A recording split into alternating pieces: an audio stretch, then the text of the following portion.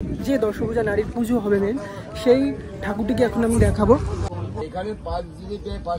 এই ঠাকুরটাকে দেখায়, দেখুন কত সুন্দরভাবে ধুতির কুচিটা পরিয়েছে, অসাধারণ অসাধারণ লাগছে এই লাল পেয়ে সাদা শাড়িতে মাকে।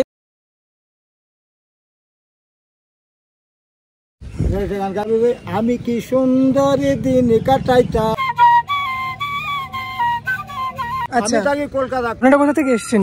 আমরা শ্যামনগর থেকে এসেছেন। কতজন এসেছেন আপনার একসাথে?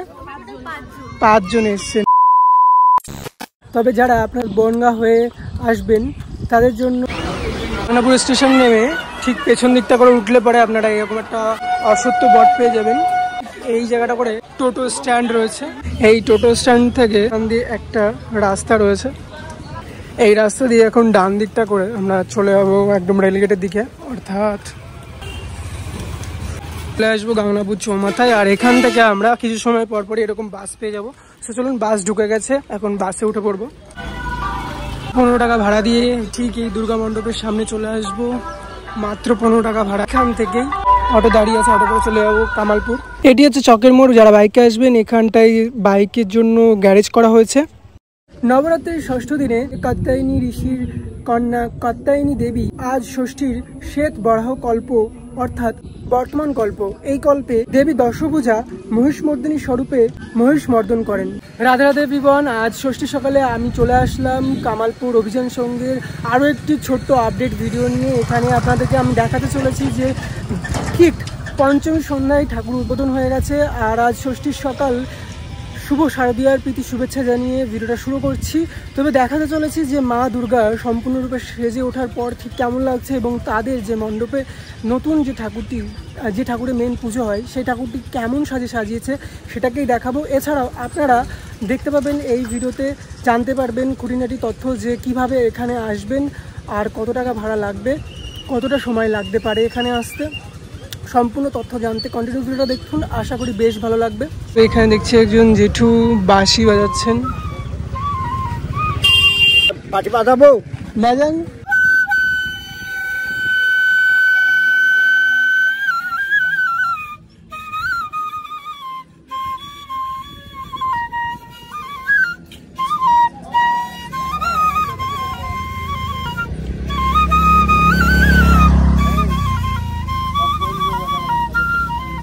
এবার একটা গান গাই, গান গাইবে। আমি কি সুন্দর দিন কাটাইতা।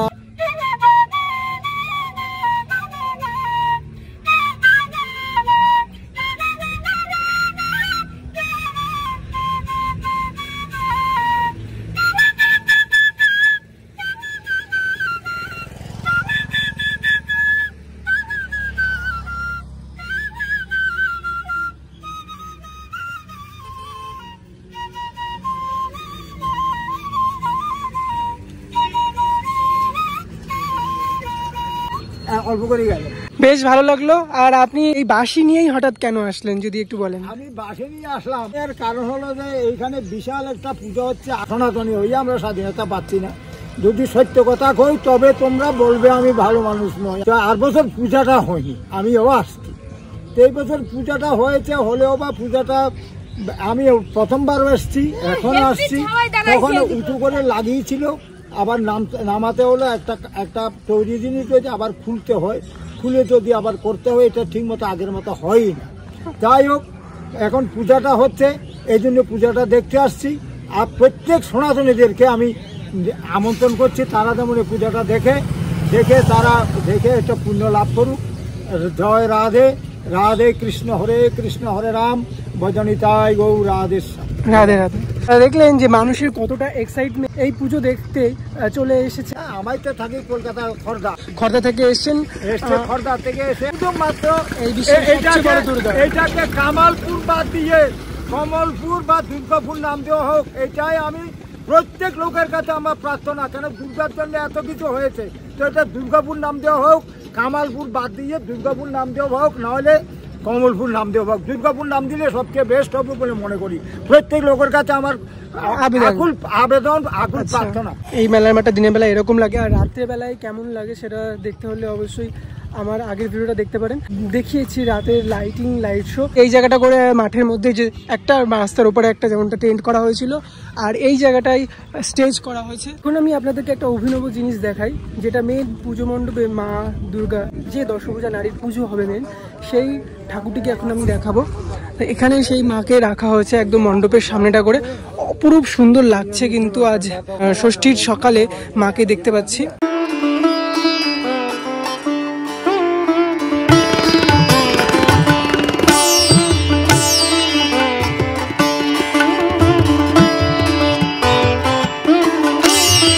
ঠাকুরটাকে দেখায়, দেখুন কত সুন্দরভাবে ধুতির কুচিটা পরিয়েছে দেখুন, আর উত্তরীয়, আর মা সরস্বতী রয়েছেন এখানটায়, এত সুন্দর অপরূপ লাগছে। আর সেই সঙ্গে দেখতে পাচ্ছেন যে গণেশ ঠাকুরটা এখানটায় রয়েছে, অসাধারণ লাগছে। এই লাল পেয়ে সাদা শাড়িতে মাকে এত মিষ্টি সাজিয়েছে মাকে, সত্যি অনবদ্য, চোখ জুড়ে যায়, মন ছুঁয়ে যাওয়ার মতন একটি কাজ। আপনারা পুজোর দিন সন্ধ্যায় আসলে, আজকে সন্ধ্যায় আপনারা দেখতে পাবেন যে মাকে সম্পূর্ণ সাজিয়ে দিয়েছে। এখন দেখাবো যে সম্পূর্ণরূপে মা দুর্গা দশভূজা নারী কতটা সুন্দরভাবে সেজে উঠেছেন। সে এক নজরে দেখতে থাকুন, আশা করি বেশ ভালো লাগবে। আর অনেক এনকোয়ারিজ ছিল আপনাদের, সেগুলোও দূর হয়ে যাবে, যে ডাউটগুলো ছিল। এখানে রয়েছেন মা লক্ষ্মী আর রয়েছেন গণেশ ঠাকুর। তাদের বাহককেও ইতিমধ্যে দেখতে পাচ্ছেন রং করে সম্পূর্ণরূপে সাজিয়ে দেওয়া হয়েছে। এখানে রয়েছে প্যাঁচা, এখানে রয়েছে ইঁদুর, সেই সঙ্গে তাদের সাজটা এই রকম। আর ব্যাকগ্রাউন্ডে যেমনটা বলা হয়েছিল যে ব্ল্যাক কালারের কাপড় দিয়ে দেওয়া হয়েছে। আর এখানটায় রয়েছে মায়ের সিংহটাকে আরও উঁচু করাই যেত।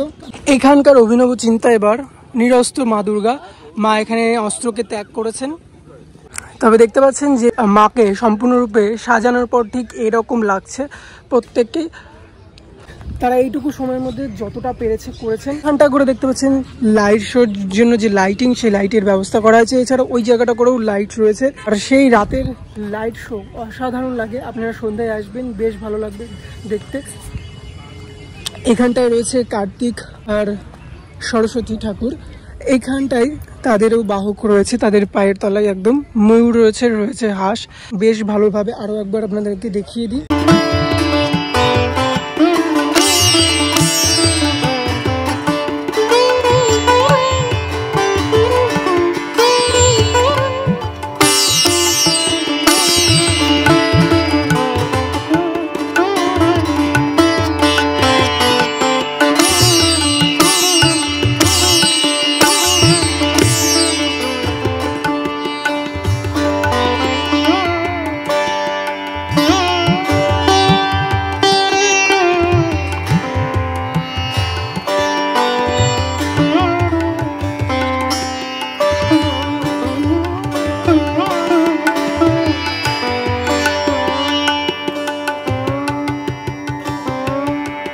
সকাল সকাল এখন বাজে ঘড়ি কাটায় 9:15, আর এরকম সময় কিন্তু দর্শনার্থীরা অনেক দূর দূরান্ত থেকে এসছেন।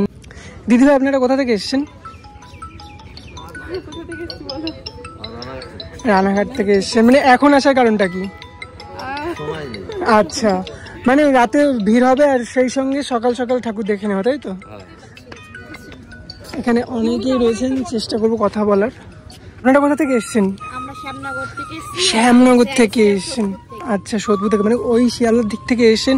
মানে এত সকালে ঠাকুর দেখতে আসার কারণটা যদি জানতে পারি। এমনি তো অনেকটা রাস্তা, হ্যাঁ একদম, রাত্রিবেলা অনেক ভিড়, অনেক লাইন দিয়ে ঠিক হয় না। বুঝতেই পারছেন যে দর্শনার্থীরা ঠাকুর দেখতে আসতে চান, তবে রাতের কিছু সমস্যার কারণে কিন্তু তারা সকাল সকাল এসছেন ঠাকুর দেখতে, যেটা তারা জানাচ্ছেন।